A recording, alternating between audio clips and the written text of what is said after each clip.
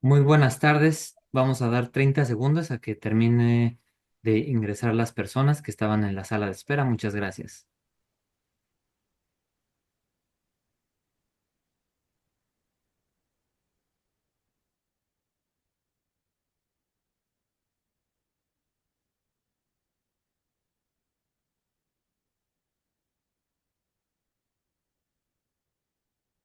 Ahora sí.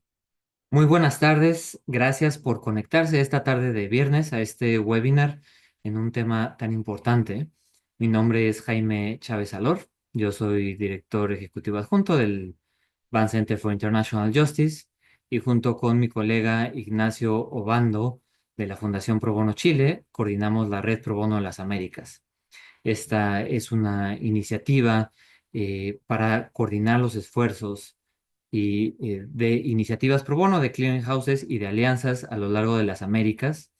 Esta red ya tiene más de una década de existencia, en donde con presencia en varios países, la idea, uno de los puntos principales es fortalecer los esfuerzos de organizaciones de sociedad civil que están trabajando en la región. Les agradecemos mucho conectarse, sabemos que es un tema en el que hay mucho interés y que se necesita información, se necesitan respuestas. Seguramente seguirá habiendo preguntas, pero les agradecemos mucho estar aquí. Quiero dar la palabra a continuación a Marina Lazarte. Ella es la directora ejecutiva de la Alianza Pro Bono Perú.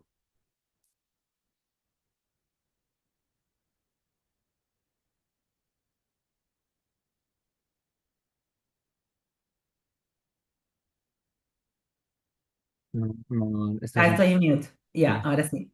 Gracias Jaime. Me gustaría compartir rápidamente para algunas organizaciones que pueden estar presentes y que no, no conocen Alianza Pro Bono, em, un poco una presentación de quiénes somos, ¿no? Nosotros somos una organización civil sin fines de lucro que promueve el trabajo pro bono en la región, ¿no? En Perú. El trabajo pro bono básicamente es la prestación de servicios legales gratuitos a favor de personas en estado de vulnerabilidad y organizaciones sin fines de lucro que trabajan a favor de las personas en estado de vulnerabilidad, ¿no? Nosotros contamos con más de 1.000 profesionales de derecho, ¿no? A través de nuestros estudios, ¿no? Que estos son los estudios que son miembros de la Alianza Pro Bono y que se han comprometido a realizar trabajo pro bono, a prestar estos servicios gratuitos a favor de estas personas en estado de vulnerabilidad y de las organizaciones sin fines de lucro. De hecho, el día de hoy, el doctor Samuel Abad y el doctor Javier de Belaunde son abogados, miembros del estudio Hernández y compañía, que son uno de los estudios que conforman la Alianza Pro Bono. Como dijo Jaime, nosotros pertenecemos a una red internacional de trabajo pro bono, así como en Perú hay una organización que congrega a los estudios más importantes del país que se han comprometido a realizar trabajo pro bono de manera profesional y sistemática. Así en cada uno de los países de la región hay una organización como nosotros que también pertenece a esta red internacional que realiza y promueve el trabajo pro bono. Bueno, ¿qué queremos lograr? Queremos facilitar el acceso a la justicia para todos. Contribuir a la sociedad aportando nuestra experiencia para garantizar el acceso a la justicia, apoyar a las organizaciones sin fines de lucro que promueven el desarrollo humano sostenible y fomentar la cultura pro bono entre los abogados, ¿no? Con nuestra práctica buscamos generar un alto impacto a través de difusión del derecho, como es hoy día, que queremos que las organizaciones a las que se les aplica esta nueva ley conozcan cuáles son sus derechos, cuáles son sus deberes, para que puedan actuar de acuerdo a la formalidad y brindamos pues distintos tipos de servicios de manera específica, ¿no? Patrocinios de encargos legales específicos, hacemos informes jurídicos, participamos en Amicus Curia, hacemos asesorías y consultorías, ¿no? Talleres, publicaciones de guías, cartillas, materiales de apoyo. Probablemente en nuestra web tenemos varios documentos, digamos, de libre disposición. De hecho, tenemos una guía práctica para asociaciones sin fines de lucro, donde se habla de todos los distintos temas legales que las organizaciones debe mirar para actuar dentro a la institucionalidad. Ahí de hecho estaba narrado cómo era el régimen que se aplicaba a las organizaciones que estaban adscritas al APSI, ¿no? Y que ahora ha cambiado a raíz de la publicación de la ley 32.301, que salió publicada el 15 de abril, ¿no? Y que es materia de la reunión del día de hoy. Bueno, como impactos y resultados, nosotros apoyamos a más de 500 organizaciones sin fines de lucro, ¿no? Que ven distintas temáticas. Hemos ejecutado y trabajado en más de 3.000 proyectos pro bono y tenemos más de 80.000 horas trabajadas a la fecha, ¿no? Bueno, nos pueden contactar si es que tuvieran algún tipo de necesidad específica, siempre pueden comunicarse con nosotros, nos pueden encontrar vía web también, ¿no? O escribirnos al contacto@alianzaprobono.p y encantados de poder apoyarlos. Bueno, el día de hoy estamos reunidos para conocer un poco más sobre de qué trata esta ley, ¿no? Esta nueva ley que dicen la ley de las ONGs, que es una ley que en realidad modifica al APSI, ¿no? Que es la Agencia Peruana de Cooperación Internacional, que como todos sabemos es la entidad rectora encargada de articular, gestionar y promover la colaboración de la cooperación internacional. Sabemos pues que últimamente han habido cambios significativos en esta legislación que rige el APSI, ¿no? Y estos van a dar paso a transformaciones que impactan directamente a la forma como se gestiona y se lleva a cabo la cooperación en nuestro país. Entonces, la idea de esta reunión es tratar de adentrarnos a los aspectos más relevantes de las modificaciones, ¿no? Explorar qué ha cambiado, por qué los cambios son importantes y cómo nos van a afectar a nosotros como organizaciones y instituciones de la sociedad civil, ¿no? Involucrados en temas de cooperación internacional. Preguntas como, ¿a mí se me va a aplicar la ley? Yo no recibo plata de un gobierno ni de una entidad internacional, a mí no me ha dado dinero una entidad internacional de multigobierno ni de un gobierno específico. Yo he recibido plata de repente en algún momento financiamiento de alguna entidad privada, una fundación. Eso va a afectar a mí y significa que yo voy a estar bajo esta nueva norma. Cada vez que alguien me pueda donar, de repente una empresa me dona dinero, eso también va a implicar que yo voy a tener que cumplir con estas normas de APSI, me voy a tener que registrar. Todas esas preguntas que surgen, esperamos resolverlas hoy día. Doy paso ahora al doctor Samuel Abad, que va a ser el primero acá que va a exponernos sobre el tema. Muchas gracias, Marina. Muchas buenas tardes, Jaime, Ignacio, Javier Alonso. Yo quisiera presentar un breve PPT, si me permiten unos segundos para abrirlo.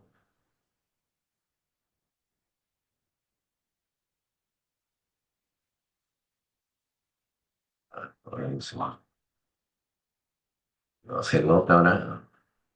Ahí no sé si se abre. Ahí está.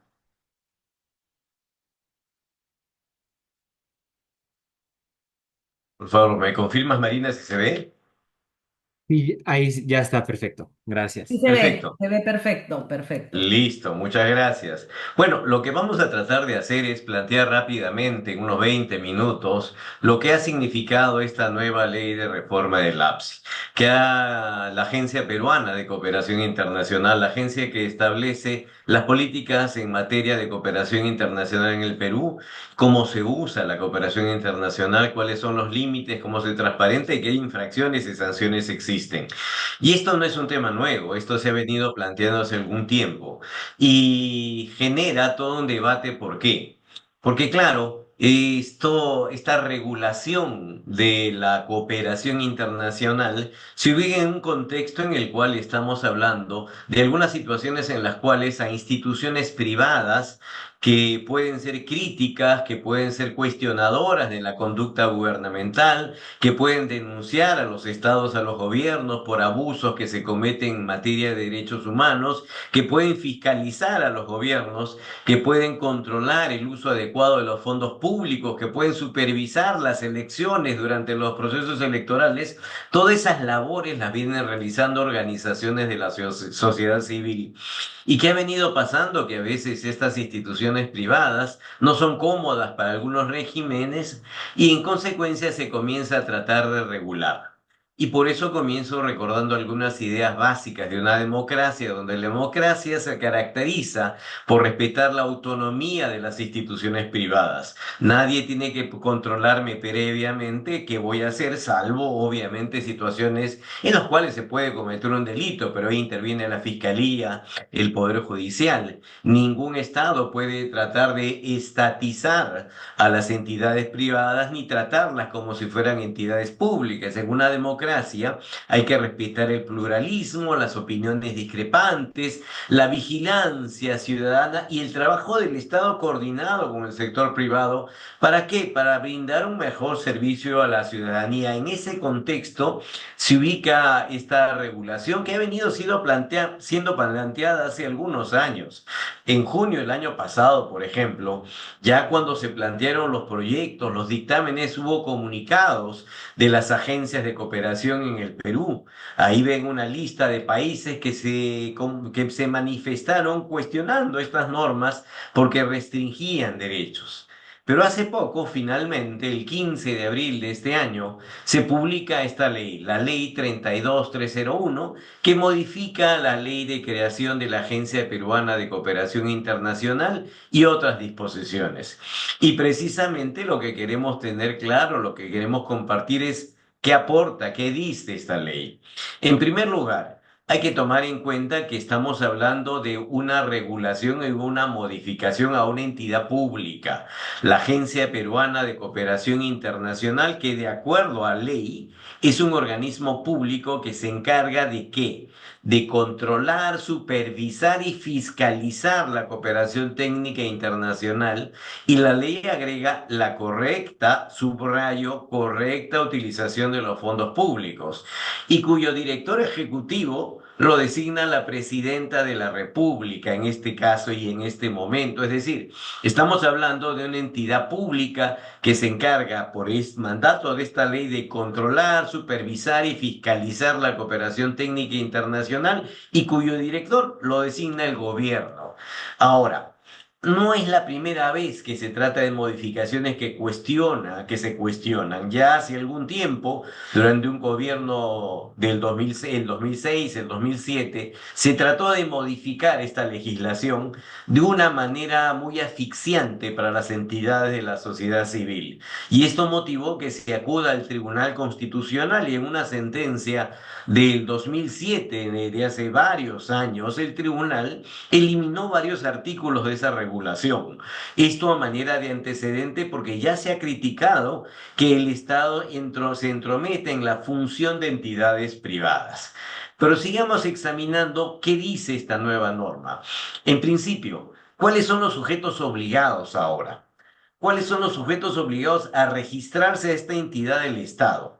Antes de la vigencia de esta norma, los sujetos obligados básicamente eran aquellas entidades que gestionan o canalizan CTI, léase Cooperación Técnica Internacional, a través del Estado, o que querían gozar de beneficios tributarios. Es decir, la inscripción era voluntaria. Solamente si gestionabas cooperación a través del Estado o querías un beneficio tributario, la devolución del impuesto general a las ventas, por ejemplo, te inscribías para que proceda esta devolución. Pero si no querías devolución de impuestos, no te inscribías. ¿Qué pasa ahora? Que bajo el argumento de la necesidad de garantizar la transparencia, ver el uso adecuado de la cooperación, hoy día esta reforma obliga a todas las organizaciones que gestionan, y subrayo la palabra gestionan, o ejecutan cooperación técnica internacional, a todas aquellas organizaciones que gestionan o ejecutan cooperación, a inscribirse. Si no lo hacen, como veremos, no pueden llevar a cabo labores de ejecución de cooperación técnica internacional, e incluso eso sería una infracción. ¿Cuál es la razón de esto? Supuestamente garantizar la transparencia. Y hay que tomar nota que una entidad privada no es igual que una entidad pública. En consecuencia, yo no puedo exigir la misma transparencia a una entidad privada que tiene derecho a la autonomía y a la reserva de su información, que a una autoridad pública. Esta nueva ley trata a entidades privadas como si fueran entidades públicas, cosa que no se puede hacer. Ahora, ¿Cuáles son las nuevas funciones? Porque ya hemos visto cuáles son los sujetos obligados. Hemos dicho, reitero, que están obligados todas las organizaciones o entidades que gestionan o ejecutan cooperación técnica internacional. ¿Y cuáles son las nuevas funciones? Acá menciono básicamente tres. Ya hemos visto una que es registrar a toda entidad. Vale decir, ese registro se va a inflar, va a tener una cobertura a nivel nacional increíble que nunca antes ha tenido. Habrá que ver si tiene capacidad para ello. Pero en segundo lugar, va a dar conformidad previa a la ejecución de proyectos de la cooperación técnica internacional. Vale decir, de acuerdo a esta norma, de acuerdo a esta ley vigente desde el día siguiente de su publicación, de acuerdo a esta ley, todo proyecto que quiere ejecutarse debe contar con la conformidad previa de la Agencia Peruana de Cooperación Internacional. Esto nunca ha existido. Esta es una suerte de control previo, una autorización previa. Y esto en realidad es muy cuestionable, esto es inadmisible. ¿Se imaginan que una empresa, cualquier empresa, tuviera que antes de realizar una actividad, someter a autorización de una entidad pública si va a vender vehículos, si va a llevar a cabo una actividad comercial? Esto no ocurre y se le está imponiendo a esta ley, lo está imponiendo a las entidades que ejecutan cooperación técnica internacional. Y además, si se quiere celebrar un contrato, una entidad privada, sociedad civil, con fondos de la cooperación, por ejemplo, para capacitar funcionarios públicos, quiero celebrar un contrato, un convenio con el Estado, también tiene que pasar por la conformidad previa del APSI. Esto antes no existía. Son nuevas funciones que van a hacer que el APSI tenga un rol que antes no lo tenía. Pero además, esta norma establece infracciones y sanciones. Y esto es bien importante tomar nota. ¿Por qué? Porque una infracción es no inscribirse. Ahora todos tienen que inscribirse los que ejecutan o gestionan cooperación y en consecuencia, si no se inscriben, incurren en una infracción que en principio es leve, pero que podría, si se repite, convertirse en grave. A la vez, es una infracción grave ejecutar cooperación técnica internacional sin contar con la conformidad, con el visto bueno, con la conformidad previa del APSI. Y finalmente es también una infracción muy grave el uso indebido de la cooperación técnica internacional. Y esta expresión uso indebido es bastante ambigua, bastante amplia.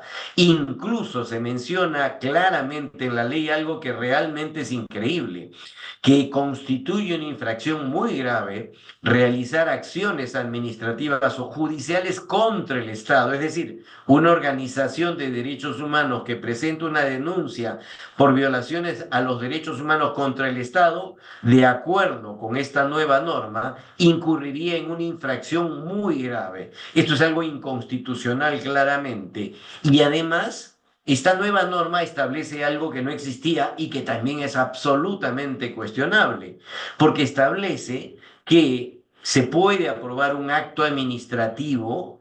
La APSI podría decir, mira, a partir de ahora tales actividades son calificadas como lesivas al orden público, como lesivas a la seguridad ciudadana, a la defensa nacional y por tanto quedan prohibidas. ¿Por qué? Porque sencillamente la ley dice que genera una infracción grave el hecho de realizar actividades que han sido calificadas por la administración como lesivas al orden público o al orden interno. Conceptos demasiado amplios. Esto se cuestiona mucho. ¿Por qué? Porque las infracciones tienen que ser muy claras, tienen que ser muy precisas, tienen que ser muy detalladas. Eso se llama respeto a principios de legalidad y taxatividad. Y acá se incorporan infracciones muy amplias, ambiguas y etéreas. Incluso si lo vinculamos con las sanciones son cuatro, que dependen de la gravedad de la infracción. Y este concepto gravedad de la infracción también es sumamente amplio, porque una infracción, como hemos visto hace un momento, podría conducir, por ejemplo, a una amonestación, pero también podría conducir a una multa, a una suspensión temporal o a una cancelación de inscripción, con lo cual ya esa entidad privada no puede cumplir sus funciones, porque no puede, si no está inscrita, no puede ejecutar ni gestionar cooperación técnica internacional. En consecuencia, el problema que establece esta relación de sanciones, de 4 sanciones, es que cualquiera de esas infracciones podría conducir a eso y en la práctica termina siendo una disolución encubierta. ¿Por qué? Porque estamos hablando, por ejemplo, de multas que pueden llegar a 2.675.000 soles. 2.675.000 soles que de lejos supera el presupuesto de cualquier entidad privada. O podemos ver que una sanción puede ser la cancelación de la inscripción. Y si se le cancela la inscripción, no puede realizar su objeto social, con lo cual incurre en una causal de disolución. Son, por tanto, en el fondo, disoluciones administrativas encubiertas. Todo ello, además, por la extensión, por la amplitud de esta relación entre infracciones y sanciones, termina vulnerando algo que se conoce como la legalidad y tipicidad. Para ir terminando, todo lo que hemos mencionado termina afectando derechos y principios constitucionales. Toda persona jurídica, una empresa, una organización no gubernamental, tienen derechos fundamentales y una ley no puede vulnerarlos. Hay derecho a asociarse, no se requiere autorización previa, no cabe disolución administrativa. Hay libertad de expresión, hay un derecho a participar, a vigilar, a fiscalizar a la autoridad pública. No se puede tratar a entidades privadas como si fueran entidades del Estado. Hay libertad de contratación. En consecuencia, esta regulación termina restringiendo, vulnerando derechos fundamentales y en el fondo lo que trata de hacer es una suerte de estatización de instituciones de la sociedad civil, como lamentablemente está ocurriendo en otros países de América Latina y del mundo. Finalmente, ¿qué hacer frente a una ley como esta? ¿Qué hacer frente a la ley 32301 que, como hemos visto, contiene diversas cláusulas que lesionan derechos fundamentales? En principio, una cuestión básica, una supervisión del Estado respetuosa de la Constitución siempre debe existir. Para eso existe el Ministerio Público, el Poder Judicial, para eso existe el APSI si hubiera una decisión voluntaria de inscribirse, pero una cosa es supervisar y otra cosa es estatizar o tratar de limitar el ejercicio de las funciones de la entidad privada. Esta ley, en mi opinión, cuenta con elementos claros de inconstitucionalidad, pero a la vez esta ley es una ley que nació incompleta, porque hay varios aspectos que no quedan claros. Por ejemplo, se pide la conformidad previa de parte del APSI de los proyectos para que se ejecute. La pregunta es, bueno, si yo en este momento solicito una aprobación previa, ¿cuáles van a ser los criterios para decir este proyecto sí y este proyecto no? La ley no lo dice. ¿Cuál va a ser el plazo? ¿Cuál va a ser el procedimiento? ¿Cuándo podré tener respuesta? Esto no lo dice la ley, lo diré el reglamento, pero aún el reglamento no existe. Entonces se está generando una sensación de incertidumbre con esta nueva ley que trae tantos cambios como los que se han anotado. Finalmente, ¿qué se puede hacer? Hay dos opciones que se pueden plantear. Una, acudir al Tribunal Constitucional, y esto es una posibilidad que en lo personal es bien difícil, no suelo recomendar en este caso acudir al Tribunal Constitucional, porque es difícil conseguir 5 votos para que se declare inconstitucional una ley. Para que se declare inconstitucional una ley se requieren 5 votos y en las actuales circunstancias va a ser muy difícil obtener esos 5 votos. Y en todo caso, en el Perú cabe el amparo contra normas legales o amenazas de normas legales. Esta es una posibilidad abierta y hay que ver cada caso concreto para defender los derechos y principios que están en juego. Finalmente, y con esto sí acabo, una democracia se caracteriza por respetar la autonomía de las instituciones privadas. La creación de enemigos, de entidades que supervisan y que no los quiero, a quienes hay que controlar, sancionar y excluir. es una estrategia que lamentablemente no es una estrategia que identifique a regímenes democráticos. En consecuencia, esta ley se ingresa dentro de esa lamentable lista de normas que cruzan la frontera de lo que son los elementos básicos de una democracia en un país determinado. Yo termino con esas ideas y les agradezco sobremanera por la atención. Muchas gracias.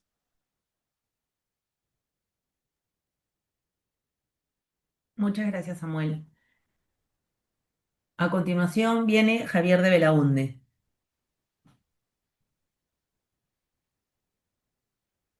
Buenas tardes con todos y todas. Un gusto acompañarles en este webinar que ha organizado la Alianza Pro Bono y la Red Pro Bono de las Américas. Como bien dijo Marina en su exposición, esta norma que está vigente en el Perú desde el 16 de abril pasado supone un cambio sustancial respecto a la regulación de la cooperación técnica internacional en el Perú y a cómo se conducían las organizaciones que ejecutaban o gestionaban cooperación técnica internacional. En nuestra exposición, Samuel ha marcado muy bien cómo este cambio no es para bien, no es para beneficiar a las organizaciones, no es para enriquecer el espacio civil y democrático del Perú, sino más bien es para establecer límites, restricciones, controles que obstruyan el trabajo de las organizaciones. Eh, Samuel ha marcado varios temas y muchos de estos temas los hemos recogido de las preguntas que generosamente nos enviaron, así que ya deberían haber quedado en cierto nivel aclaradas, pero igual yo he separado algunas y que pensaba pasar y cubrir, de paso que revisamos algunas cosas que ha sido mencionada en la exposición claramente por Samuel. Algunas de las preguntas que nos han llegado. ¿Cómo afecta la norma a los donantes? ¿Deberán inscribirse para que las ONGs puedan recibir sus donaciones? ¿Hay diferencias entre tipo de donantes?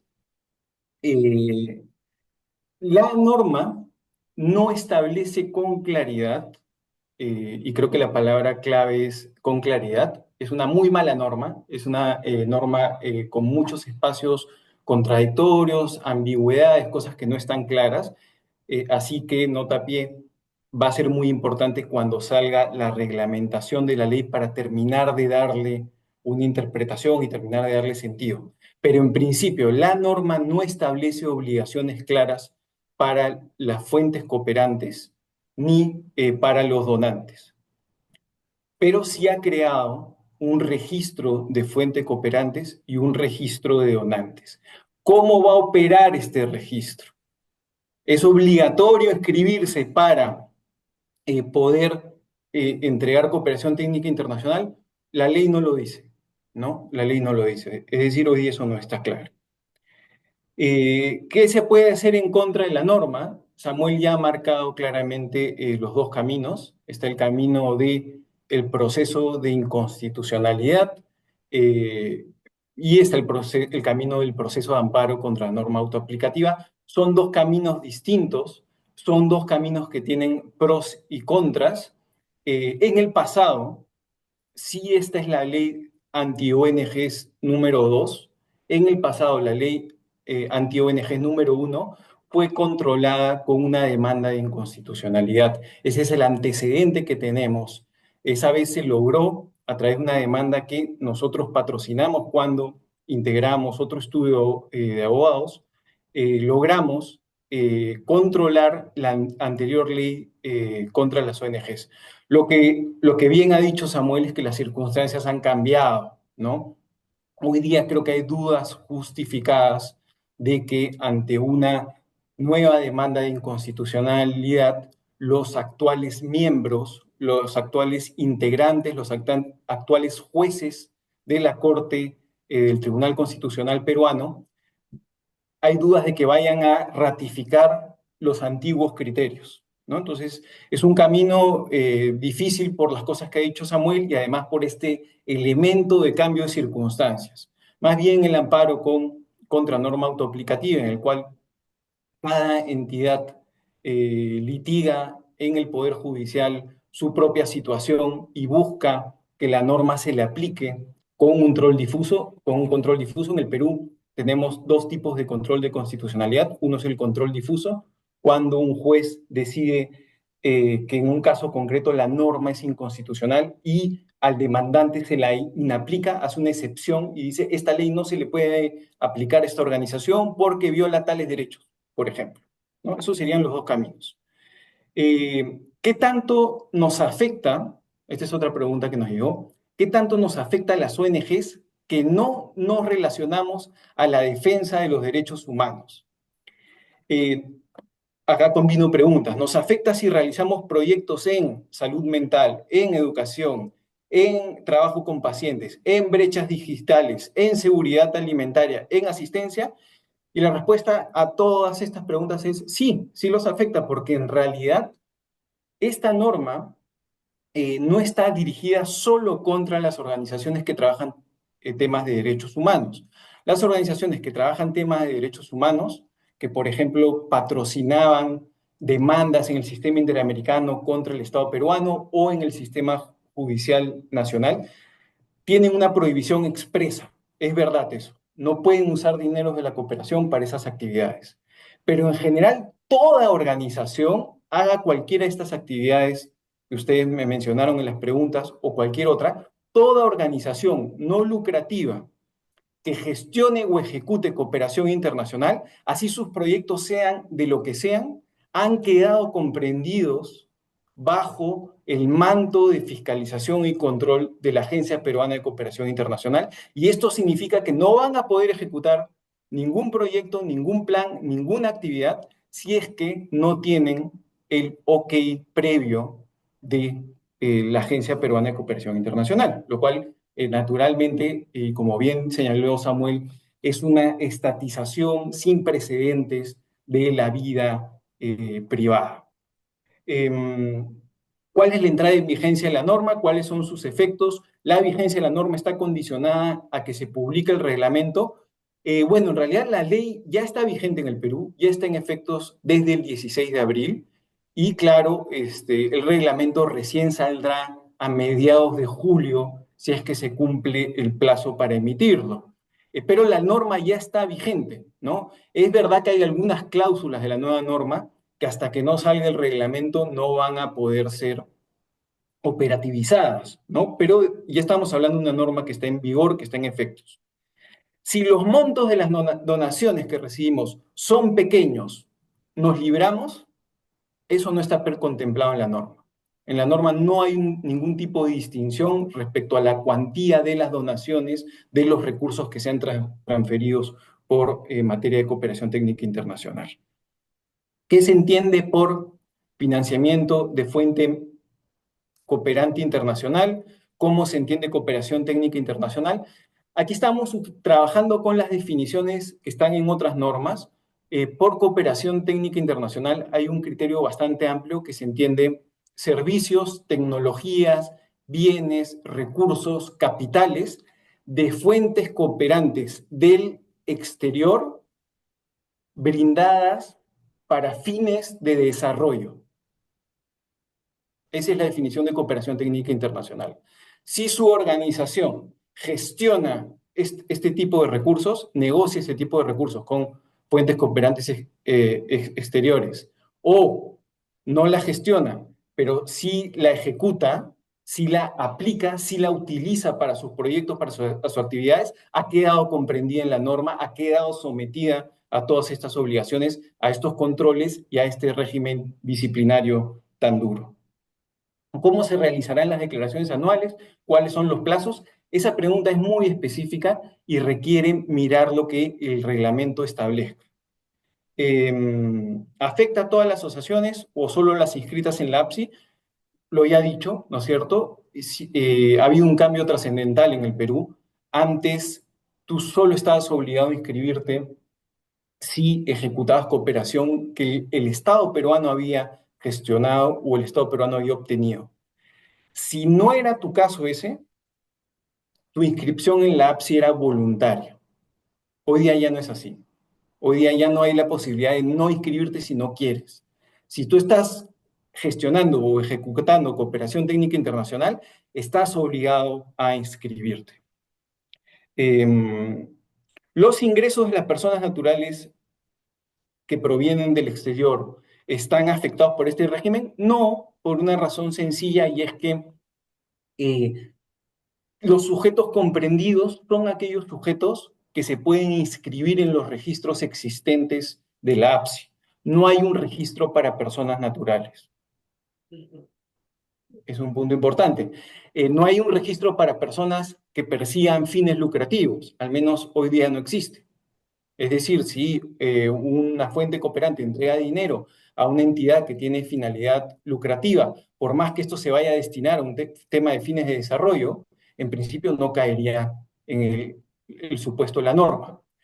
Si eres una persona que persigue finalidades de desarrollo y no tienes fines lucrativos y no ejecutas ni gestionas cooperación técnica internacional, tampoco te tendrías que escribir en la APSI. ¿A qué me refiero? Me refiero a asociaciones, fundaciones peruanas que reciben dinero de otras entidades peruanas, que hacen actividades, que venden libros, etcétera, etcétera, y que no les entra dinero del exterior. En principio, la norma, como está ahora, no los involucra, no los somete a este régimen. La palabra clave acá es gestionar y ejecutar cooperación técnica internacional. La ley implica que las fuentes cooperantes deban exigir documentos a sus contrapartes. La ley no lo implica, la ley no lo exige, pero es muy probable que las fuentes cooperantes vayan a ponerle como requisito a las entidades peruanas, a las organizaciones peruanas, a las asociaciones, a las fundaciones, les vaya a poner como requisito que obtengan la autorización de la APSI, porque si no, básicamente estarían mandando recursos al Perú por las puras que no van a poder ser ejecutados si es que no se consigue este visto bueno de la APSI, ¿no? Entonces, la ley no lo exige, pero es muy probable que las fuentes cooperantes empiecen a hacerlo, porque si no estarían transfiriendo recursos que no van a poder ser utilizados, ¿no? Ya nos quedan unos temas muy puntuales. Si una empresa dona a una asociación, será supervisada por la APSI. Si una empresa peruana dona a una asociación, en principio eso no cae en el supuesto de la ley, porque no estamos hablando de recursos de cooperación técnica internacional, no viene del exterior. Si es una empresa extranjera, me parece que sí cae redondo en la idea amplia que tiene la norma.